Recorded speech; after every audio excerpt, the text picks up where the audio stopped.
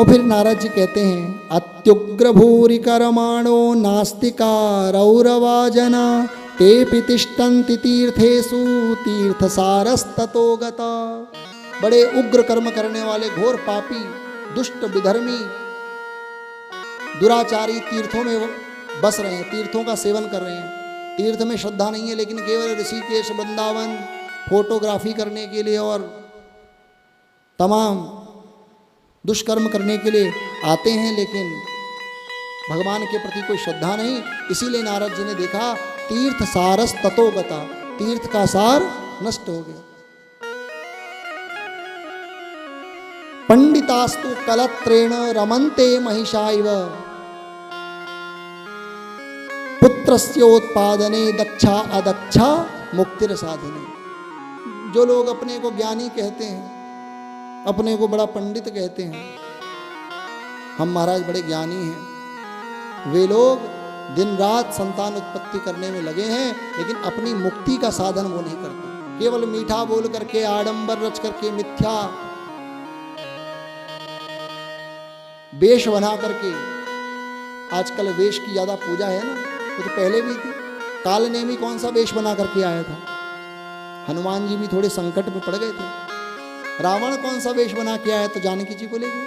तो वेश की पूजा तो पहले से होती आ रही है, इसलिए जीव को चाहिए कि वेश की ओर ध्यान ना दो, उसके अंदर के गुण आचार विचार वाणी से लेकर स्वयं जो बोलता है उसके जीवन में वो घटित होता है कि नहीं। मनस्य एकम वचस्य एकम, मन वाणी से वो एक है या नहीं है, ये सबका भी विचार करना चाहिए। आज लोग भाग रहे हैं। देखो ये बात तो ठीक है कि गुरु की कृपा के बगैर तो कुछ होगा नहीं, गुरु तो बनाने पड़ेंगे, लेकिन गुरु के क्या नियम हैं, गुरु किनको बनाए, गुरु कौन होना चाहिए,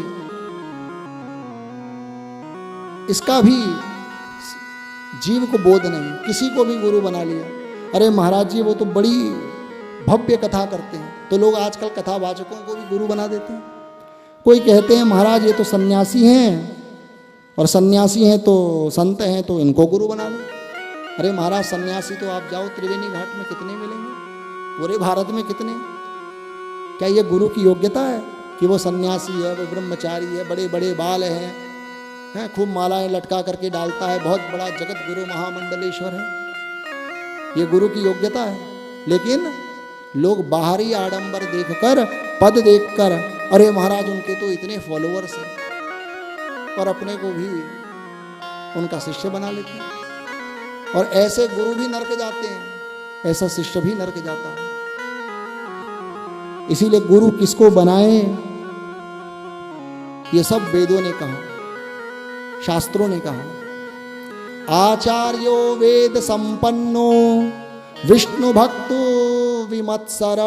आचार्यो वेद संपन्नो, आचार्य कैसा हो, गुरु कैसा हो, तो पहले ये देखो कि वेदज्ञ है या नहीं है, शास्त्र को जानता है या नहीं है।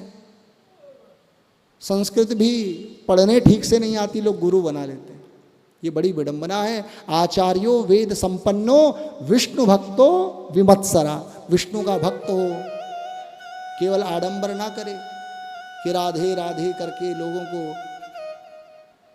प्रसन्न कर रहा है, और केवल कि खूब दक्षिणा आ जाएगी और खूब बड़े बड़े आश्रम और बड़ी बड़ी गाड़ी व्यवस्था, इसीलिए लोग शिष्य बनाते हैं। आजकल शिष्य को भी बड़े जान करके बनाना चाहिए। कबीर जी तो कहते हैं पानी पियो जान के छान के, और गुरु बनाओ जान के। इसीलिए शास्त्रों में गुरु के क्या नियम बताए गए। आचार्यो वेद संपन्नो विष्णु भक्तो विमत्सरा, वो मत्सर रहित होना चाहिए। दूसरों को महाराज उनके तो इतने शिष्य हैं, उनको तो लोग इतनी दक्षिणा देते हैं, उनके तो इतने बड़े बड़े आश्रम हैं, ये देख करके उसके हृदय में मात्सर्य नहीं आना चाहिए। बड़े बड़े लोगों में आजकल कंपटीशन है महाराज। इसीलिए आचार्य गुरु कैसा हो, आचार्यो वेद संपन्नो विष्णु भक्तो विमत्सर, मंत्रज्ञो, मंत्रज्ञ होना चाहिए। मंत्रज्ञो मंत्र भक्तश्च, स्वयं मंत्र में उसकी निष्ठा हो। चेला को तो मंत्र खूब दे दिया कान में, पर स्वयं गुरुदेव की दी हुई माला को जपता नहीं है। इतने शिष्य हैं, क्या करें, अपनी पूजा भी करवानी है, इतनी व्यवस्था भी देखनी है, स्वयं मंत्र को जपता नहीं और केवल गुरु बनकर के घूम रहा। तो वो मंत्रज्ञ होना चाहिए और सद संप्रदाय, किसी अच्छे संप्रदाय, वैष्णव संप्रदाय से दीक्षित हो। आज ऐसे बहुत से गुरु हैं जिनके करोड़ों करोड़ों चेले हैं और चेले तो बाहर की हवा खा रहे हैं, गुरुजी जेल की हवा खा रहे हैं। आप जानते हैं ऐसे भी गुरु हैं। इसीलिए वो किसी संप्रदाय से दीक्षित हो, किसी वैष्णव संप्रदाय उसकी विशिष्ट पद्धति हो, उसके भी गुरु हों, उनके भी गुरु हों। और भगवान शंकराचार्य जी तो कहते हैं कि संप्रदाय ज्ञान रहित्वात्, जो संप्रदाय ज्ञान से रहित है, जिसके पास स्वयं का संप्रदाय का ज्ञान नहीं है, संप्रदाय ज्ञान रहित्वात् स्वयं मूढ़ो, वो स्वयं मूर्ख है, और अन्यान व्यामोहयति, वो दूसरों को भी मोह में डाल देता है, भ्रम में डाल देता है। इसीलिए आपका एक विशिष्ट संप्रदाय हो कि आप किस संप्रदाय से, निम्बार्क संप्रदाय, जैसे हम रामानुज संप्रदाय, कोई शंकराचार्य भगवान के संप्रदाय, तो उसका एक विशिष्ट संप्रदाय हो, गुरु परंपरा हो और उस परंपरा से वो दीक्षित हो और सत संप्रदाय युक्तो, सत संप्रदाय से दीक्षित और ब्रह्म विद्या विशारद हो, शास्त्र की विद्या का उसको बोध हो। ऐसे ही नहीं कि किसी को गुरु बना लिया, अरे महाराज भागवत गीता, वेद वेदांत उपनिषद, रामायण, मानस, अन्य जितने महापुरुषों की वाणी है वो स्वयं स्वाध्याय करता हो।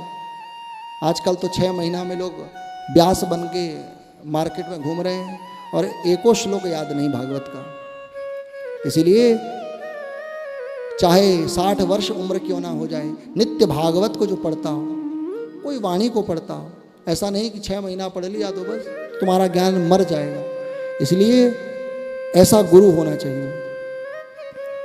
ये सब वेद में, शास्त्रों में आचार्य के नियम बताए गए कि आचार्य कैसा हो, और ये सब देख करके ही गुरु बनाना चाहिए। नारद जी कहते हैं कि हे भक्ति महारानी, इसमें किसी का भी दोष नहीं, किसी को भी दोष नहीं देना चाहिए। तो कलयुग का धर्म ही ऐसा है, कलयुग का स्वभाव ही ऐसा है। अयम तु युग धर्मो ही वर्तते कस्य दूषणम। हम कहते हैं महाराज कलयुग में वो खराब वो खराब, क्या करें कि ये कलयुग का भी स्वभाव है कि इसमें भ्रष्टाचारी दुराचारी फलेंगे, नहीं तो अन्य सतयुग त्रेता में थोड़े ना फलेंगे। इसीलिए अयम तो युग धर्मो ही वर्तते कस्य दूषणम अतस्त पुंडरीकाक्षा सहते निकटे स्थिता। भगवान हमारे निकट होकर के ही कलयुग के इन पापियों को देख रहे हैं, लेकिन भगवान चुप हैं। क्यों? क्योंकि कलयुग गंदा नहीं होगा तो अन्य युग गंदे थोड़े ना होंगे। जैसे दिन है तो रात है, सर्दी है तो गर्मी है,